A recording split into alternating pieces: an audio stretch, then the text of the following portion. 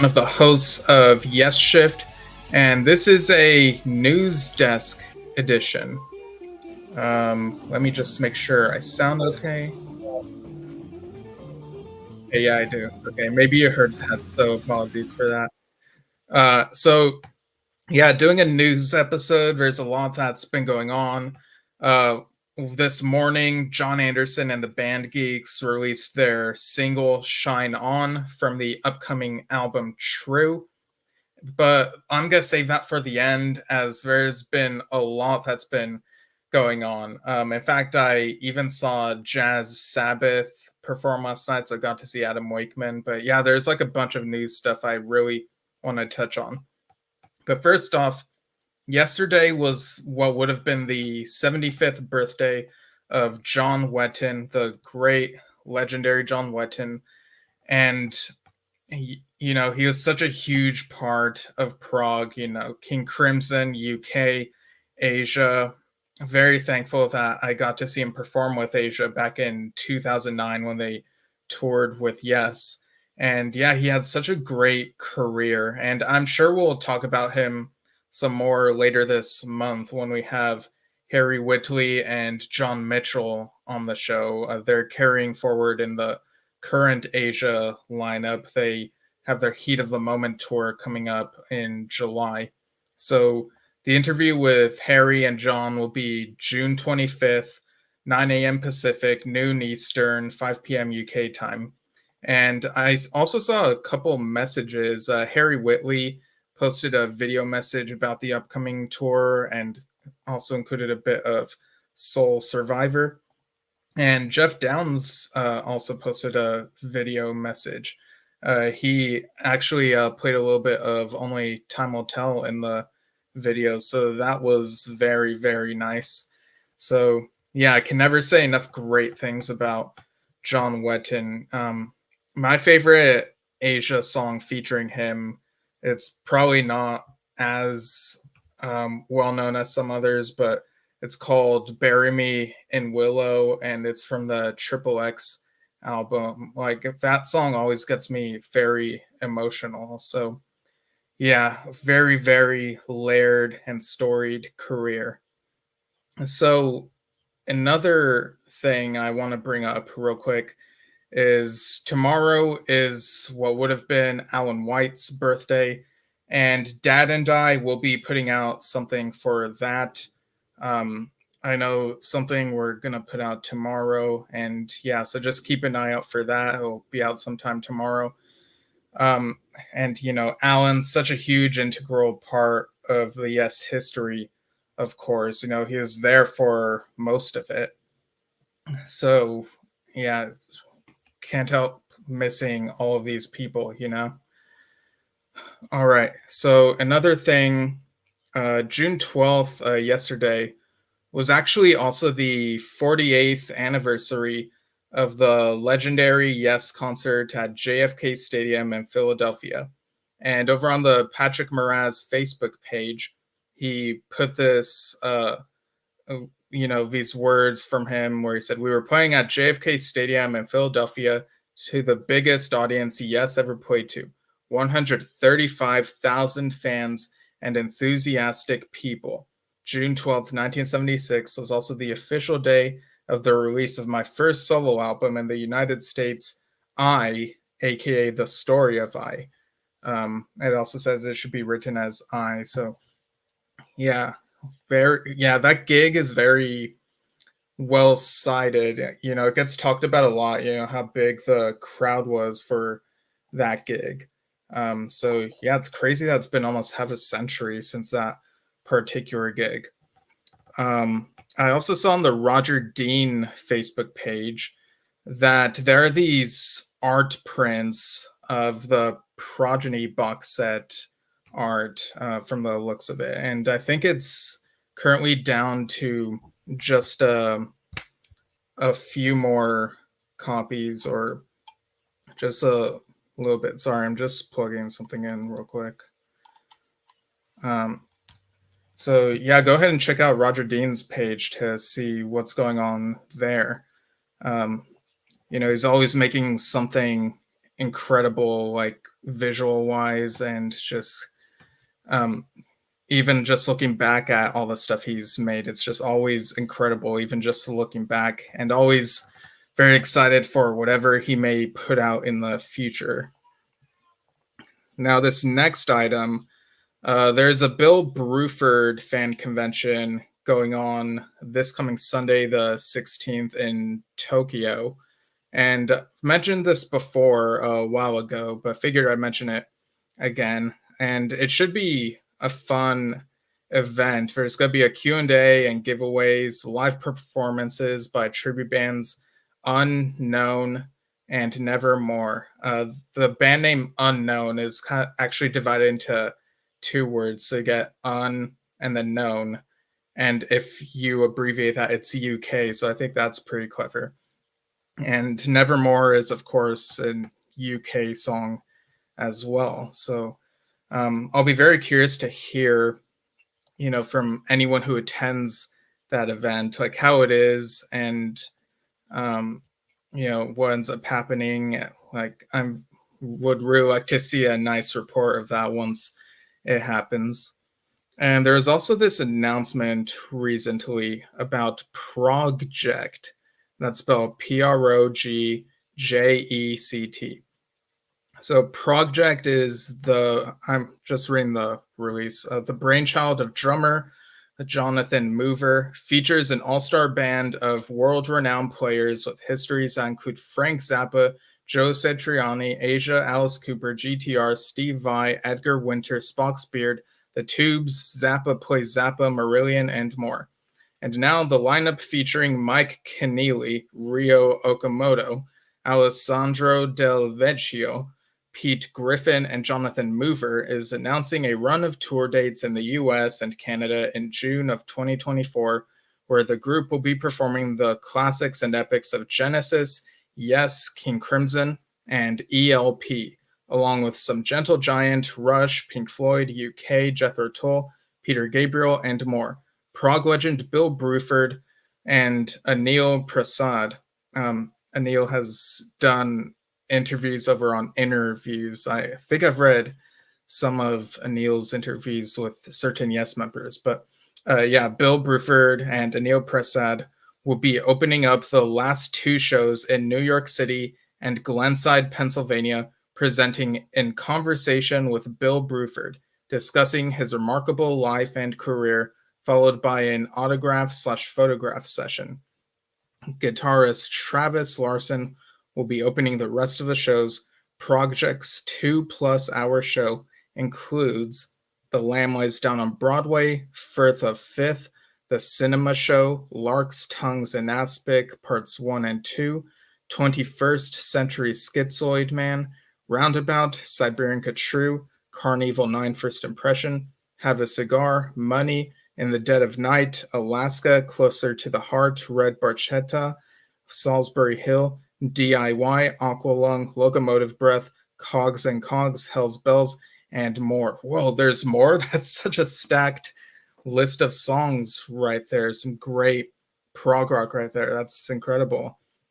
So this tour begins in Chicago, Illinois on the 20th of June, this month. And it looks like there are, how many dates are there? It looks like around 9 or 10.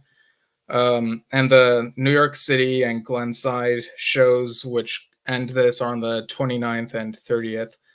So, yeah, this is pretty much closer to the middle of the US and also on the East Coast. So it's not close to where Dad and I are, but this sounds like it'll be really cool.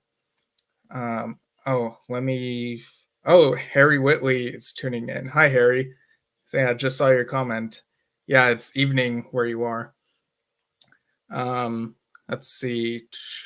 Okay, I saw a post in a Yes Facebook group where someone by the name of Matthew Swenson said, just got back from Buckethead at Sony Hall, New York City. He closed the first set with a full instrumental version of Starship Trooper. Wow, Buckethead covering Steve Howe. Never saw that coming. Yeah, if that is true, that is really wild. I think about a couple years ago now. I think this was 2022. I sort of made a New Year's resolution to go through Buckethead's discography. He's really prolific, actually, and then somewhere along the line, I guess I forgot and fell off. So perhaps I'll have to get back at that at some point. There's just been so much that has happened, but yeah, it's always fun when you hear Yes songs pop up in the most unexpected places. And then on May 28th, so yeah, that post was on May 24th. And then on May 28th, I saw a post from Fragile, a Yes tribute band who's also released a couple original albums. So the post said, writing has started on the 3 long form pieces that will make up our new album, The Last Haven. We can also confirm that the album artwork will feature paintings by American Fantascape artist Steve Mayerson. We'd like to send our heartfelt thanks to Steve for his support for Fragile and our series of original albums. Yeah, very much looking forward to hearing that whenever it comes out. And also that same day, I believe, was when Squack It, A Life Within a Day had its CD and Blu-ray edition release over at Cherry Red Records.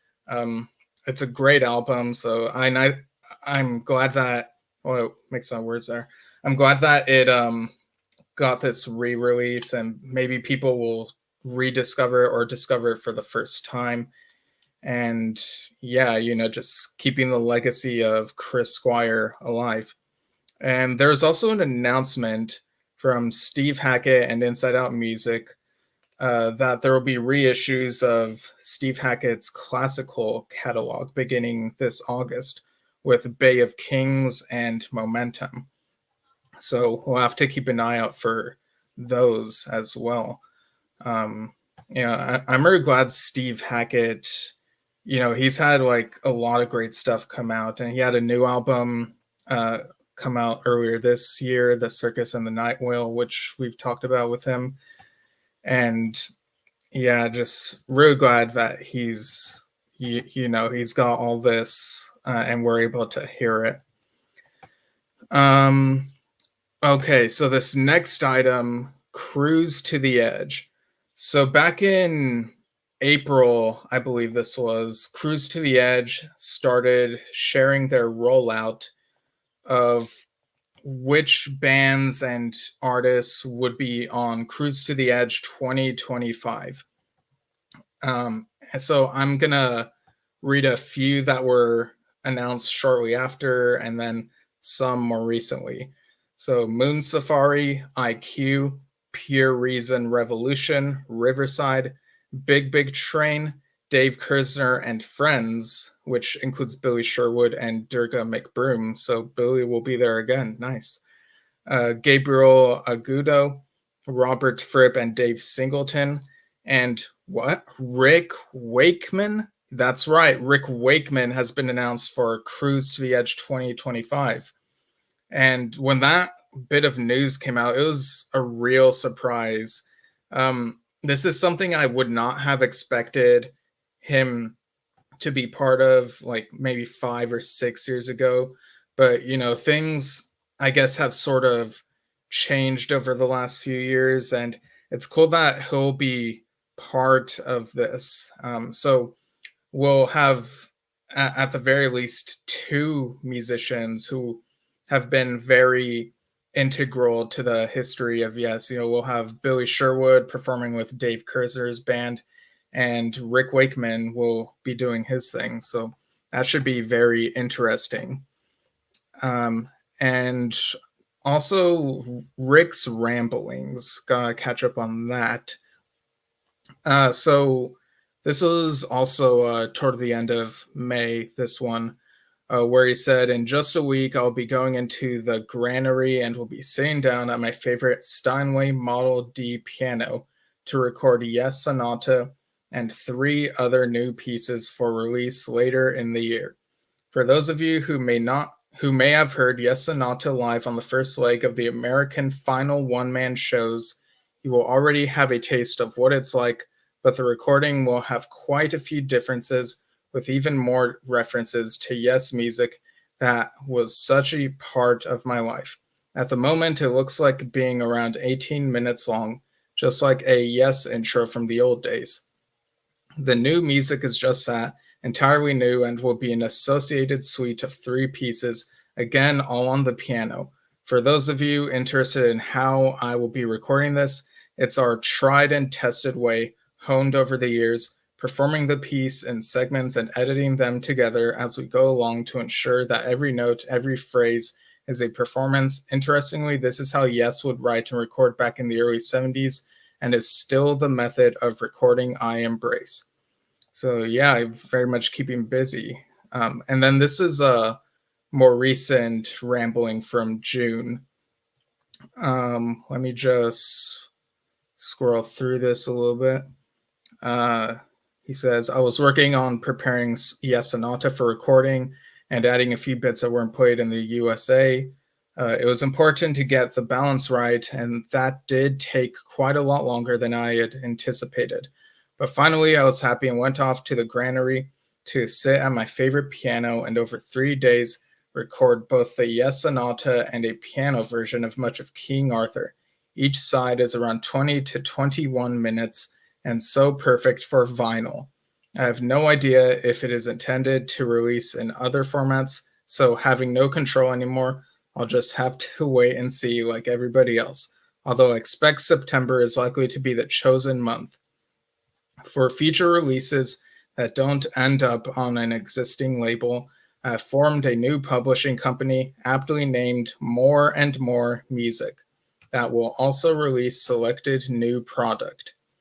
Rachel and I are also preparing for the arrival of Lux. Okay, so this is about a Collie Cross. Okay. So yeah, that's very nice. We'll arrive on Sunday the 16th. Um, let's see. Okay, so yeah, there's quite a lot here, but yeah, there's a lot to get into there. But yeah, it's nice to be kind to animals and whatnot.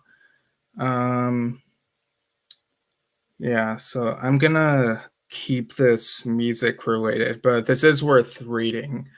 Um, Okay, so there's a lot of preparation to sort out for both the USA Final One Man Show tour and also the Yuletide tour with Adam and Molly, which will be quite different from previous Christmas tours, but hopefully very enjoyable and will feature some music both old and new mixed in with the usual batch of stupidity. I don't think Molly has any idea what she has let herself in for. And he also mentioned Father's Day is the 16th. And I reckon I'll hear from 4 of the 6, reason being Father's Day is on a different date in both America and Switzerland. So, Ben and Manda, you're forgiven in advance. On the 20th, he is introducing the film Music Night at the Mary Libon Festival in London. The 22nd, he's taking part in the concert that Oliver now puts on annually. And um, what's this concert called? I feel like I knew what this concert was called. Okay, but it's at um, yeah. Sorry, I'm like getting very. I just need to take a sip real quick.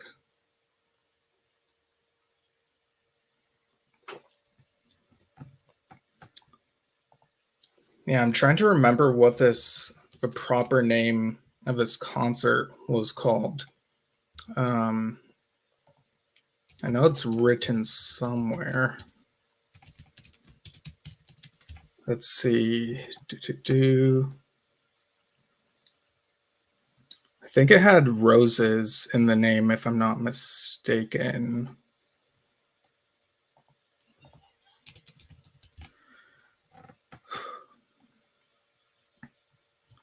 Um, Okay, I think it might be. Is it the Mile of Roses? Is that what it is? Hmm. Let's see. Yeah, sorry. I just need to make sure I get this right. Like I did all this preparation like for quite a while before um like going live here. So you would think I have everything ready, but okay, yeah. Rick Wakeman and Friends, A Mile of Roses concert. Um a fundraising concert in aid of Milestone School and the Roses, 22nd of June 2024. So yeah, it's very cool that they're keeping busy with all this stuff. Um, all right, let's see. Oh, there I see more comments. Sharon Rudolph says hello. Miguel Bass, hello, good people. Um, let's see. Oh, Sharon says, and this is on Facebook. I'll go ahead and show this. Dave Bainbridge and Sally Manier will be touring the UK this summer. Dave worked with Jeff Downes on the DBA albums. Sally is Carrie Manier's daughter, who works with Pendragon now. Oh, nice. Yeah, Dad interviewed Scott Hyam recently, who's played with Pendragon. And yeah, the DBA albums are really good, especially the most recent one, which I talked about last year. Sharon also says it's hard to keep up with it all, I'm sure. Oh, yeah, there's like a lot of info. And I try to meticulously make sure I list the topics that haven't been touched on the show yet, like on this Google Doc that I have. So I scroll through it and try and make sure. And I have like a couple tabs open as well. But yeah, I think you all get the picture. But speaking of Oliver, Oliver Wakeman talked about Anam Cara in Prog magazine. And over on the website, laddersound.com, they have this feature called Track of the Week. And people can vote for what their favorite track of the week is. And one of them is Oliver Wakeman's Instead My Fear from Anam Cara. So today is the last day to vote. So maybe if you all cast your votes, that could help get his track to number one on that list. But whatever place it gets, I mean, it's a great song, great album. And yeah, it's all just good fun. So go to his Facebook page, the Oliver Wakeman Facebook page, and you'll be able to find the link. Okay, so now on to Jazz Sabbath, which features Adam Wakeman, Oliver's brother. So let me just take another sip of this. Been talking a lot during this episode.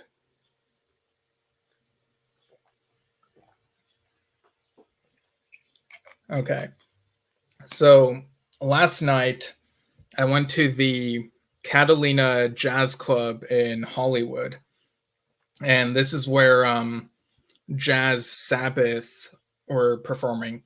Now, for those who are unfamiliar with Jazz Sabbath, basically, it's a fun bit. Like the whole conceit of the idea of the band is that originally there was this band called Jazz Sabbath, and it was a jazz band in the late 60s. And then um, Milton Keynes, who was Adam Wakeman's persona slash character in this lore of Jazz Sabbath, um, what had to go to the hospital, and so the album material wasn't released. And then another band called Black Sabbath basically took their material and reworked it as shorter metal songs, and they got success. And only recently has the Jazz Sabbath material seen the light of day. So yeah, it's a fun joke, and I like how committed to the bit this whole thing feels. So Jazz Sabbath was at the Catalina Jazz Club for 2 nights. I was able to go to the second night, which was last night, June 12th. And it was a nice looking venue. It was a little bit, it felt a little bit hidden. And thankfully, it wasn't in an area of Hollywood that was too crowded. I was expecting like the streets to be more crowded for some reason, but no. And so when I was able to find it, walking through a parking garage and finding the club and people lined up and going inside, it's a really nice looking place. You got a red curtain behind the stage, and it's actually it's a dining place. People can get seated and get these menus. What I ended up ordering was a glass of water, um, a glass of wine, and a cup of soda. So normally I don't get, what I've come to learn is that when it comes to concerts, I try not to drink alcohol because I feel like it'll make it slightly difficult to fully appreciate the music. But I feel like there's a good balance here, and I was able to really appreciate the music. Because for dinner, I ordered Cajun catfish, which came with mashed potatoes and greens and whatnot. And it wasn't as filling as I was expecting, to be honest. Granted, I did skip lunch, but I kind of would have thought that with what's on the plate, it would. I don't know. I guess I was expecting a little bit more from that, but it tasted really good.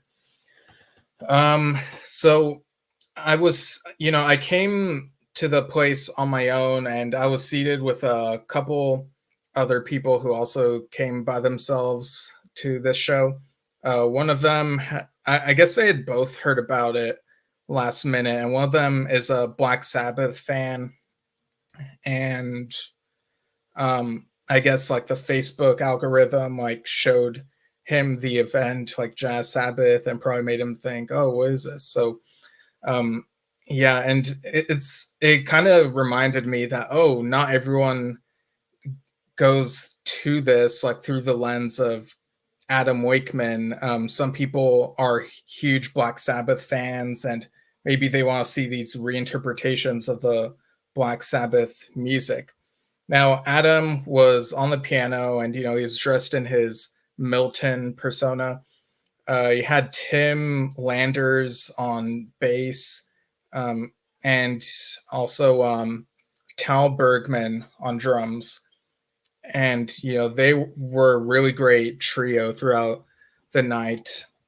I actually have the set list written down. I really appreciate that all throughout the show they kept saying the names of the songs, whether it be after they played a couple of them or right before playing the next one. Because I feel like at certain shows, I don't always know what the songs are, and it's like I want to know what they are. And I've listened to the Black Sabbath discography.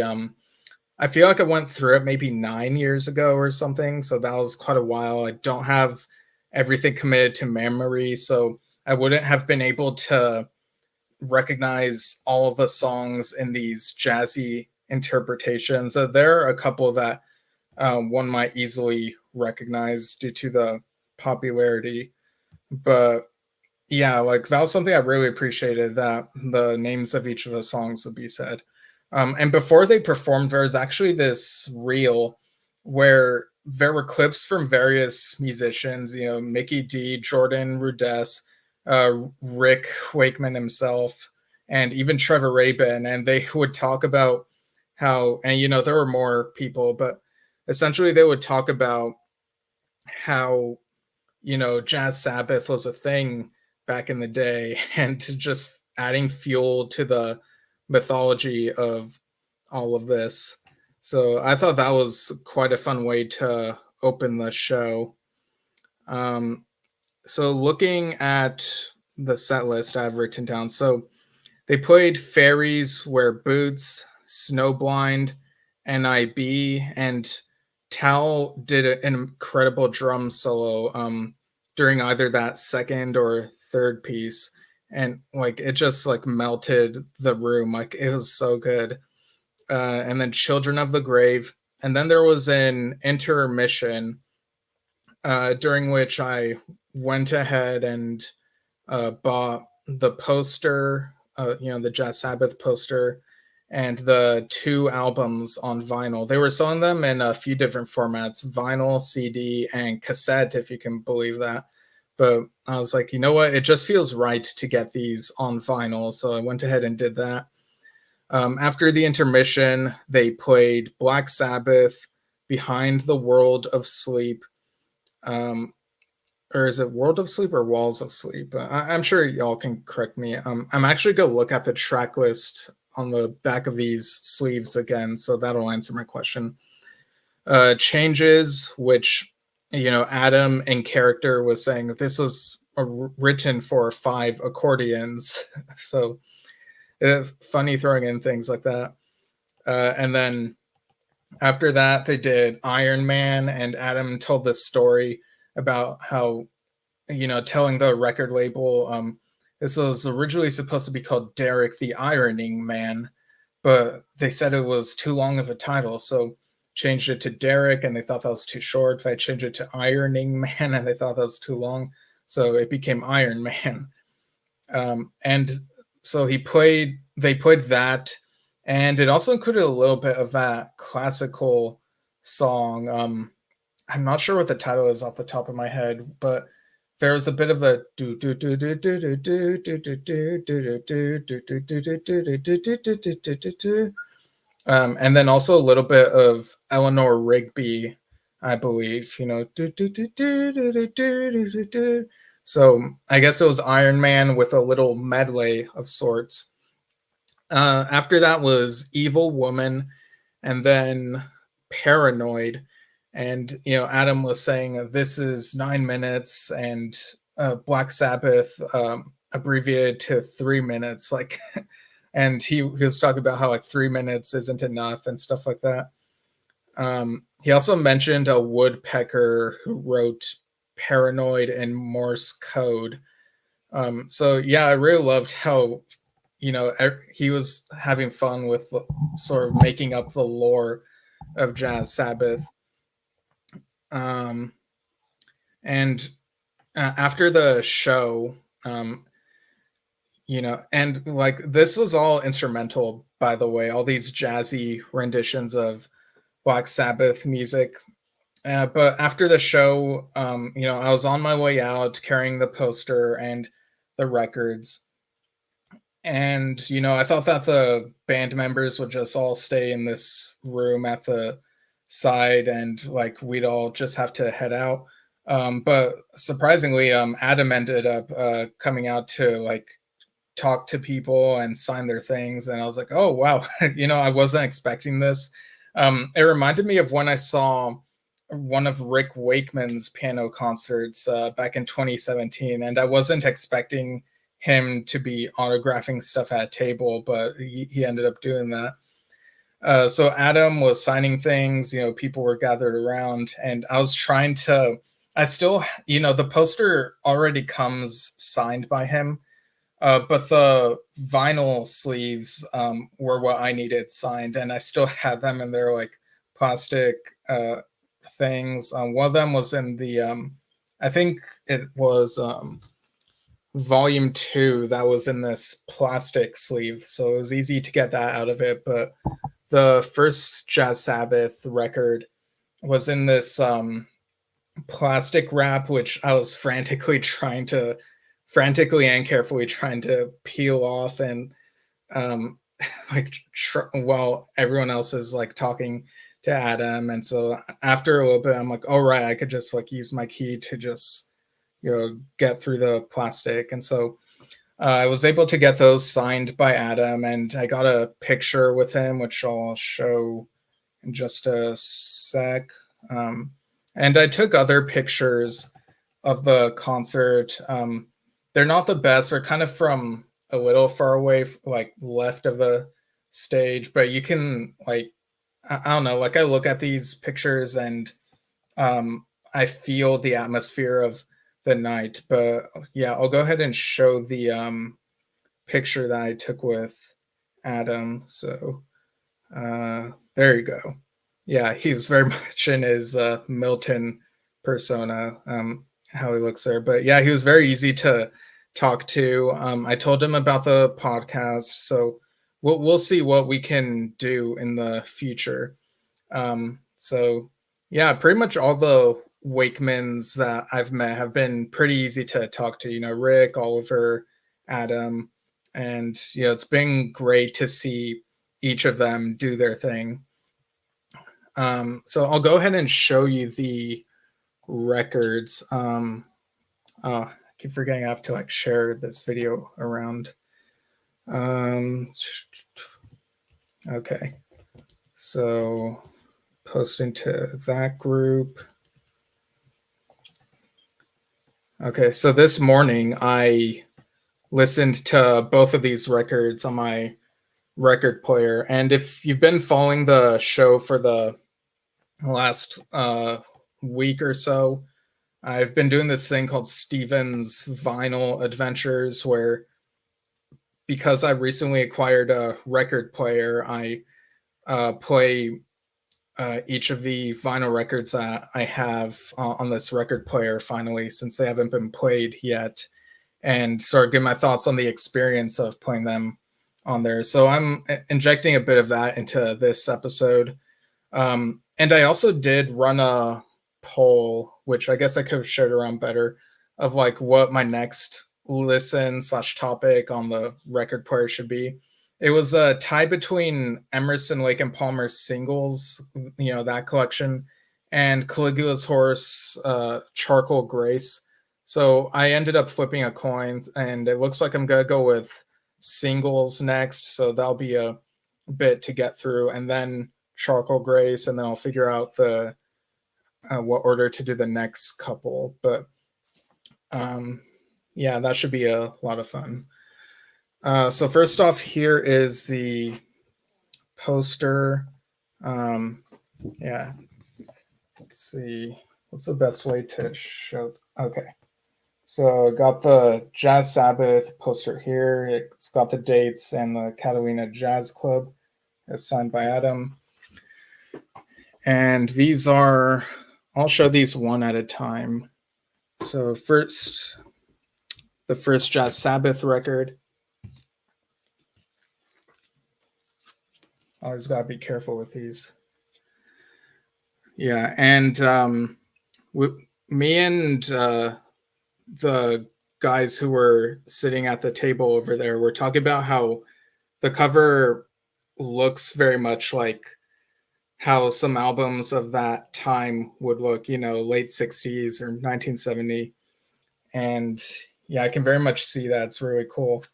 On the back, you have the backstory for Jazz Sabbath, you know, the history, like 1968 and all the stuff that I mentioned, and the recordings eventually coming to light half a century later. So side one has Fairies Wear Boots, Evil Woman, Rat Salad, and Iron Man. And side two has Hand of Doom, Changes, and Children of the Grave. And for personnel, oh, I should mention that for the, hang on, for the tracks, the, hang on, I got a message from someone.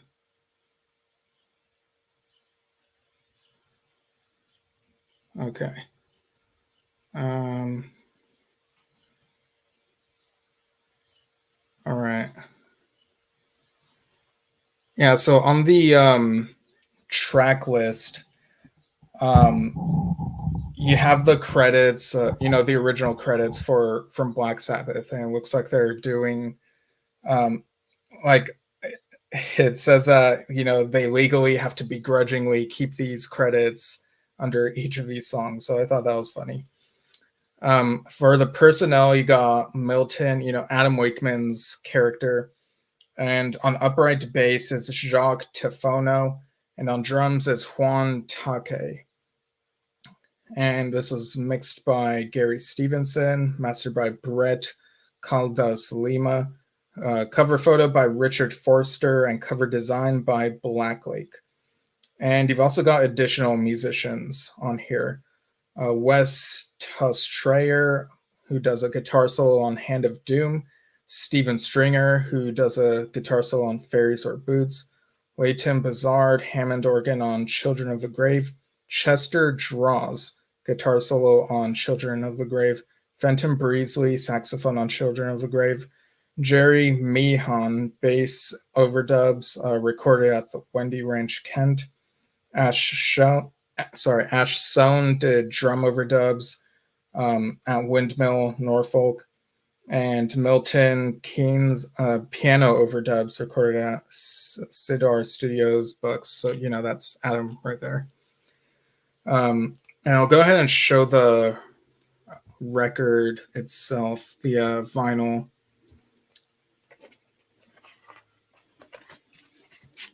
Okay.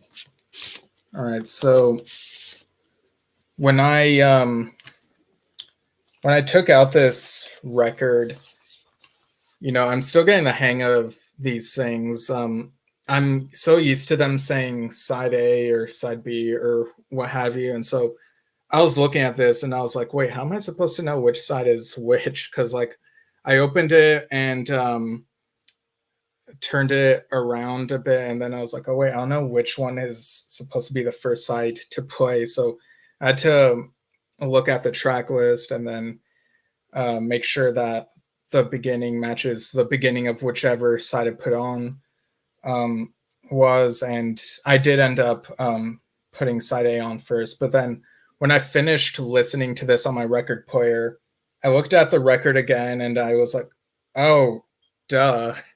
This triangle here is supposed to be A, and on the other side, like you see B right there in the corner. It's kind of a subtle design, or maybe it's not so subtle. Maybe I'm just was really bad at noticing that.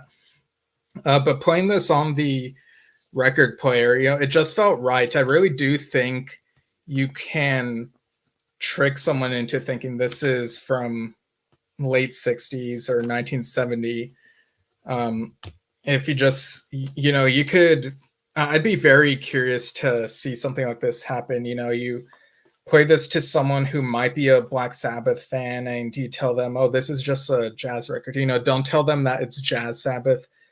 Play the record and see how long it takes for them to realize that these are jazz renditions of Black Sabbath songs. I think that'll be quite fun. Because to me, like, you know, like I said, I've been through Black Sabbath's discography, or at least a huge chunk of it, but I don't have it as memorized as the Yes discography. So I'd be very curious how long it would take for someone who is so ingrained in Black Sabbath to realize what song each of these pieces is referencing. All right, now I'll pull out Jazz Sabbath Volume 2. And yeah, the design for this one is different. It's not a picture of a person. It's got like this, it's kind of got this like infinite cross thing going on. So maybe that's kind of reminiscent of some designs of that era. I'm not really sure. You know, there's a minimalist simplicity to it. And again, on the back, you have the, you know, the story of the background of Jazz Sabbath. Again, like really funny how committed to the bit this is. So side A has Paranoid, Snowblind, Behind the Wall of Sleep. Okay, that's the title of that song earlier. Side B is Sabra Cadabra, or Symptom of the Universe, NIB, and Black Sabbath. And you have the same personnel, like the trio from the first album.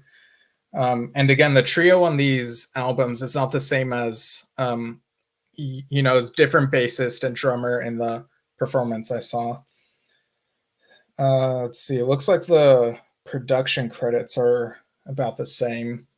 For additional musicians, you got Leighton Buzzard on Hammond organ, Alan Keyes on Fender Rhodes, Lester Trumpeton on trombone and euphonium, Elton Spanks William on trumpet, Fenton Breesley on saxophone, clarinet, uh,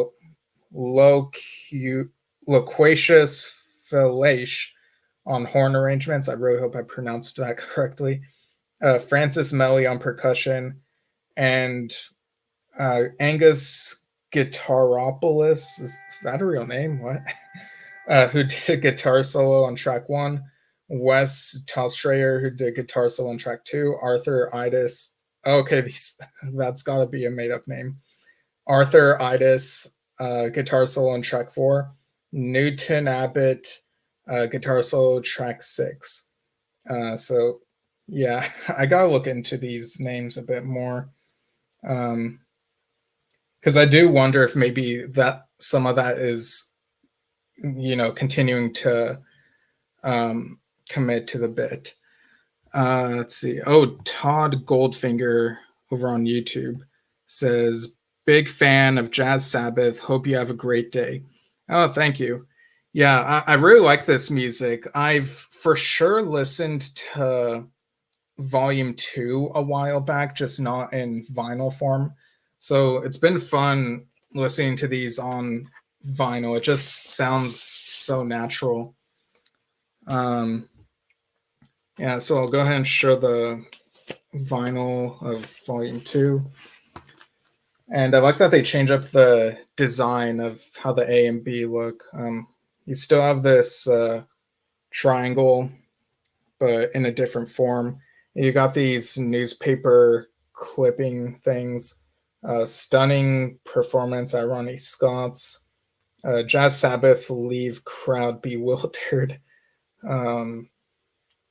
Yeah, I'm just reading what I can of the paragraphs real quick, just taking a glance at them.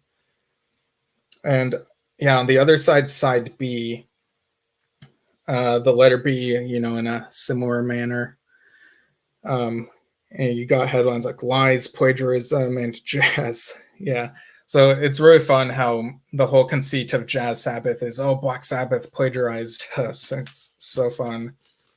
And Adam having experience, playing that music, it's just, yeah, I love it. I'm really glad that I was able to get these and get them signed. So yeah, it was an all-around fun night. All right, so I guess that's pretty much it for Jazz Sabbath. Let me see, what else do I have on here? Yeah, I mean, there's been so much going on. Like I saw Miguel Bass was posting some nice clips, like, can you guess the song and whatnot. I think Close to the Yes USA posted their rendition of Vulnerable Lonely Heart. And of course, Awaken have, recently been performing 9012 live. Have to look up if that's still going on. There's just been so much going on lately. Total Mass Retain are doing some shows this summer, and also in the fall, late October and in November, they're doing their John Anderson 80th birthday shows. So those will be cool. Okay, so now we'll finally get into the John Anderson of it all. John Anderson and the band Geeks. And I'm sure some of you saw our fun interview with Richie Castellano the other night.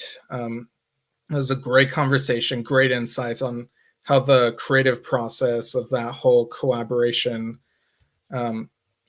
has been going. So now, as of this morning, we have the full single of Shine On. A bit of it had come out previously, and there's also been a couple other things that have come out. John posted a video, on his YouTube channel of Unbroken Spirit from Survival and Other Stories, and it included cover art of albums from throughout his career, inside and outside of Yes, and kind of chronological order. So I thought that was interesting. And his collaborator on those videos, Mickey Byrne, um, I think just today posted something that was like the chronology of Yes albums, and it goes up to the Quest and says to be continued. So I thought that was interesting. But yeah, this new song, Shine On. Um, let's see. Yeah, Shine On. You get to see John and the band Geeks. They have their instruments and they're on this stage somewhere in the music video. And I like this song. At the very beginning kind of reminded me of Rhythm of Love and Silent Talking, but like very, very briefly. So I know that's kind of weird, but when we listen to these things, we kind of reach into our memories and be like, what does this remind me of, if anything? And I know that some people have been saying that the song feels very 80s Rabin era, yes. But to me, um, it kind of feels like a song that would fit really well on something like Open Your Eyes or The Ladder, and it would be a strong track on either of those. Um, and Dad, I talked with Dad a bit about this earlier. He said that Shine On kind of sounds like it'd be a continuation from Talk. So, perceptions of the song will be different from person to person, I guess. But yeah, I thought that was interesting how this song reminded me of late 90s, yes. And there are moments on Mirror to the Sky that also remind me of late 90s, yes. Whereas some people were saying that it felt like that album was um, reaching for like 70s, yes, type stuff. And I just didn't hear it the same way. It's kind of interesting the how we each take in music and perceive it. The lyrics aren't too complex on Shine On.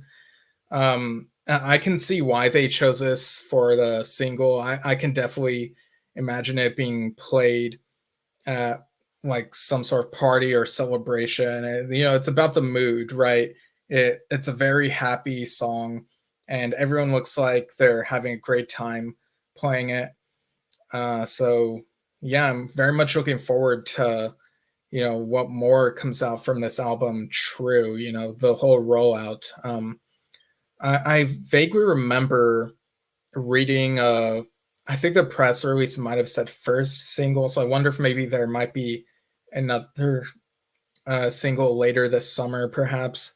But yeah, because the album is about 2 months away, or 2.5 months, so I would imagine there'd be a gradual rollout with maybe another single or two, but I guess we'll just have to see.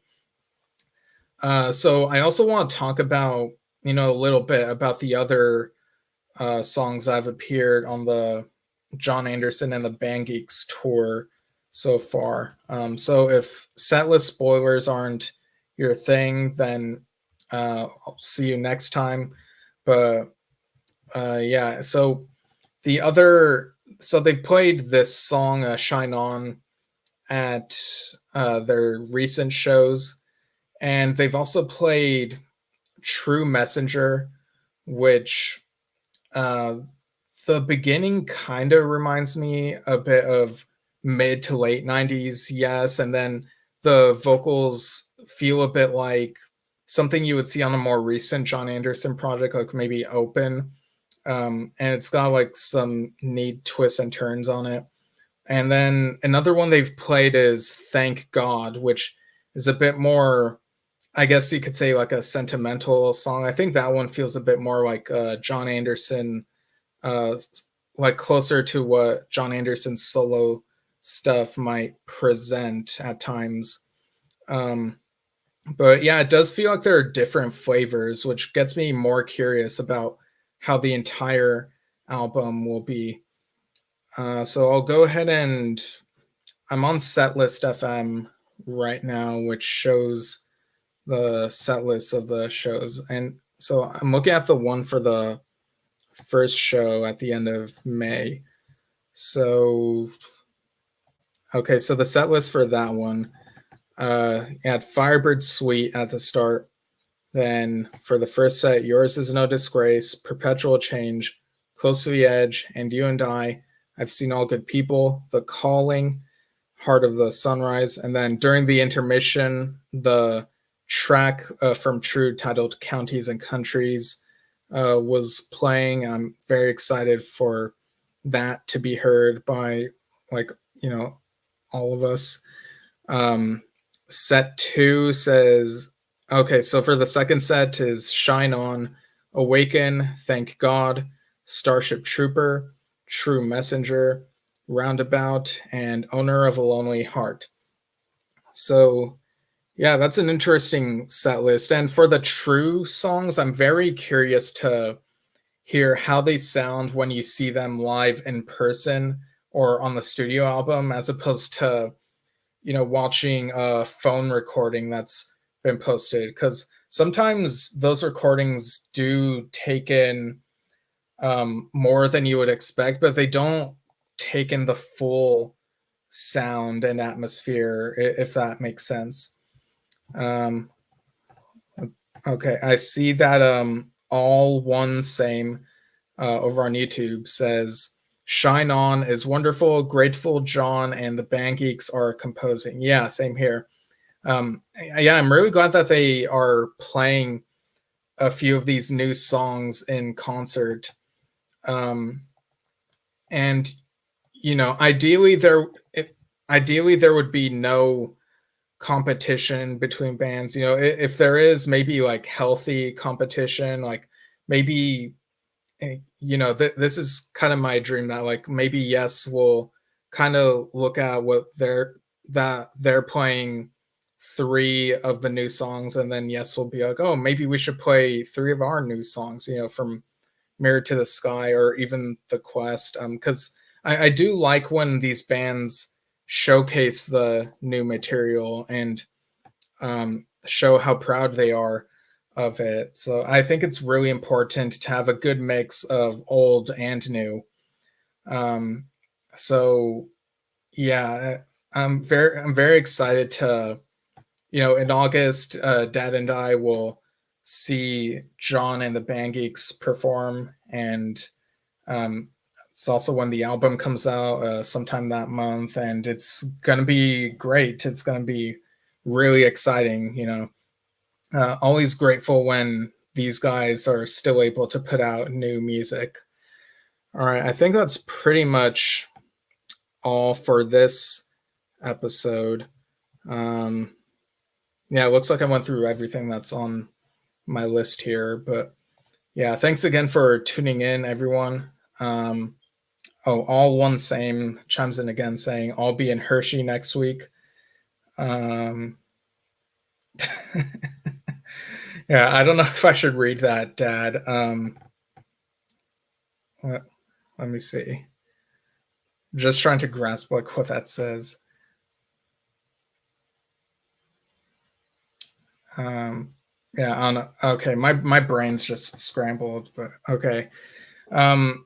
Yeah, I need to take a break because I've been going at this for almost an hour and got some other stuff to take care of. But yeah, thanks for tuning in for this news episode, everyone.